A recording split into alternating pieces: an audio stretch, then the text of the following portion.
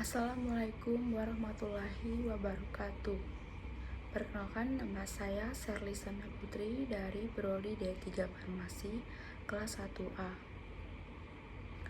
Baiklah, saya di sini akan menyampaikan materi tentang sistem integumen dan kerangka tubuh pada manusia. Sistem integumen adalah sistem organ yang membedakan, memisahkan, melindungi, dan menginformasikan hewan atau manusia terhadap lingkungan sekitarnya. Sistem integumen juga terdapat pada kulit, rambut, kuku, dan kelenjar. Fungsi kulit: 1. Pelindung atau proteksi. 2. Penerima rangsang. 3. Pengatur panas atau termoregulasi. 4.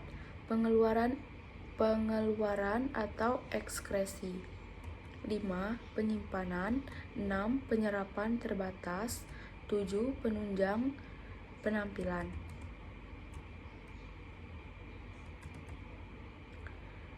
Kulit dibagi menjadi 3 bagian, yaitu epidermis, dermis, dan hipodermis. Epidermis adalah lapisan paling luar dari kulit, terdiri dari jaringan epitel. Terdiri atas 5 lapisan, yaitu stratum basalis, stratum spinosum, stratum granulosum, 4. stratum lucidum, dan yang kelima stratum corneum.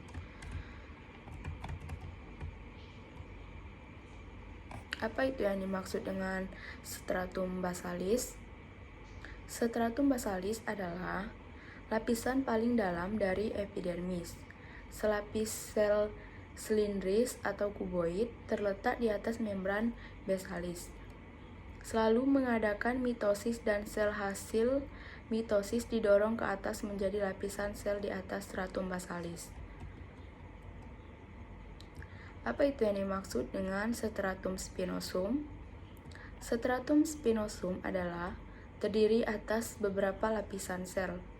Lapisan paling tebal. Beberapa lapisan sel poligonal di bawah mikroskop terlihat memiliki tonjolan dan saling melekat satu sama lain. Dan stratum granulosum adalah terdiri atas 2 sampai 4 lapisan gepeng sel pipi yang mengandung granula basofilik keratohyalin yang merupakan cikal bakal keratin. Stratum lucidum hanya terdapat pada kulit yang tebal, seperti telapak tangan dan kaki. Terdiri atas 2 sampai 3 lapis sel yang tembus. Sel yang tembus cahaya dan agak eosinofilik. Selnya tidak berinti dan tidak mempunyai organel. Ikatan antara sel kurang erat. Stratum corneum.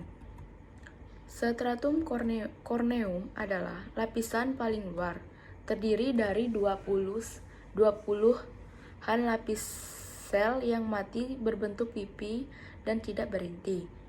Sitoplasma digantikan dengan selalu lulu dan digantikan oleh lapisan di bawahnya. Sel-sel epidermis. Keratinosit. Sel terbanyak 85-95%.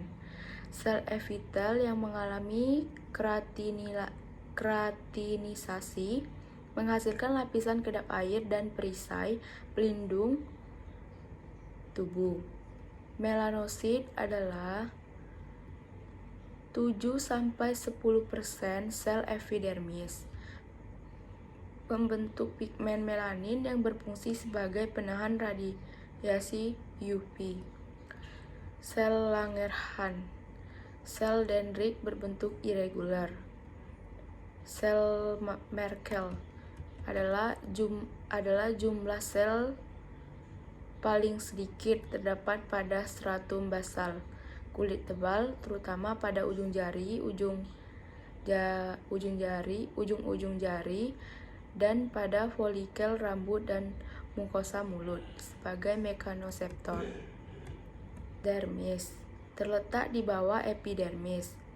Terdiri dari jaringan ikat yang mengandung serat elastis dan kolagen. Terdiri atas 1. Stratum papillaris, 2. Stratum reticularis. Stratum papillaris adalah tersusun longgar, ditandai banyak papilla dermis. Jumlah papilla terbanyak dan lebih dalam pada daerah yang sering menerima tekanan seperti telapak kaki. Terdapat pembuluh darah, kapiler, dan korpus Meissner. Hipodermis terletak di bawah dermis. Terdiri dari jaringan ikat longgar dan jaringan lemak, melekat pada jaringan di bawahnya. Rambut, struktur keratin keras yang dihasilkan oleh folikel rambut. Folikel rambut terbentuk sewaktu fetus berumur sekitar 4 bulan dari folikel tubuh lanugo pada bayi yang baru lahir. Lanugo dan rambut lain pada bayi akan luluh dan diganti dengan rambut kasar. Kuku berasal dari epidermis yang membentuk lapisan keratin keras. Terdapat pada ujung-ujung jari, tangan, dan kaki kuku. Dapat tumbuh karena terdapat lapisan germinal pada akar kuku. Umumnya berwarna merah muda karena pembuluh darah yang berada di bawahnya. Kelenjar keringat menghasilkan keringat terdiri dari air, garam urea, sedikit asam amino, asam lemak, dan amoniak. Berfungsi dalam ekskresi dan keseimbangan tubuh. Kelenjar keringat di daerah ketiak dan selangkangan bersifat apokrin, sehingga keringat bersifat lebih kental dan kadang-kadang berbau. Kelenjar sebacea melembabkan dan membuat kedap air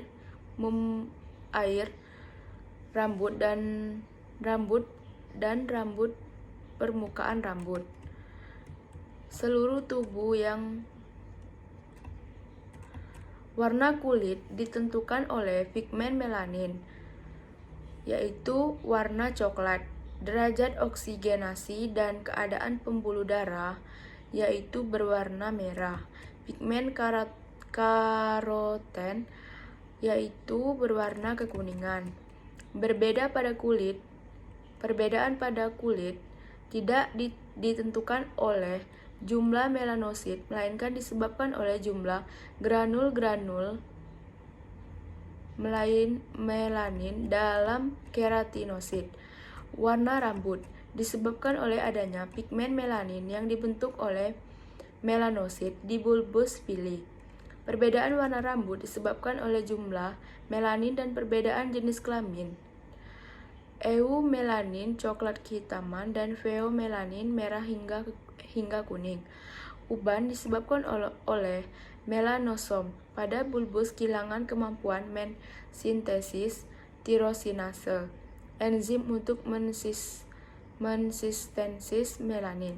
Batang bulbus rambut mengandung lebih banyak vakuola udara, yaitu granula melanin Kerangka tubuh pada manusia. Fungsi dari kerangka tubuh adalah menegakkan dan memberi bentuk tubuh, tempat melekatnya otot atau daging, melindungi organ-organ vital, otak, jantung, paru-paru, tempat pembentukan sel-sel darah merah pada sumsum tulang.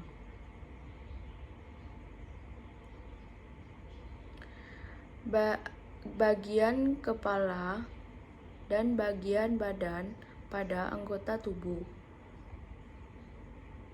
Tulang ubun-ubun, tulang dahi, tulang hidung, rahang atas, rahang bawah, tulang selangka, tulang belikat, tulang dada, tulang rusuk, tulang belakang, tulang panggul, dan tulang ekor.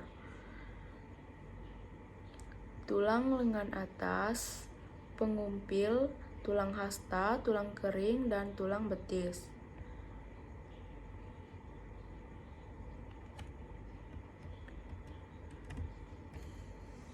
Sendi. Sambungan antara dua tulang atau lebih disebut sendi. Dengan adanya sendi, kita menjadi leluasa bergerak. Sendi secara umum ada 4 macam, yaitu kaku, engsel, peluru, dan geser. Dan ini adalah kelainan atau penyakit dari tulang. Baiklah, saya akhiri. Wabillahi taufik wal hidayah. Wassalamualaikum warahmatullahi wabarakatuh.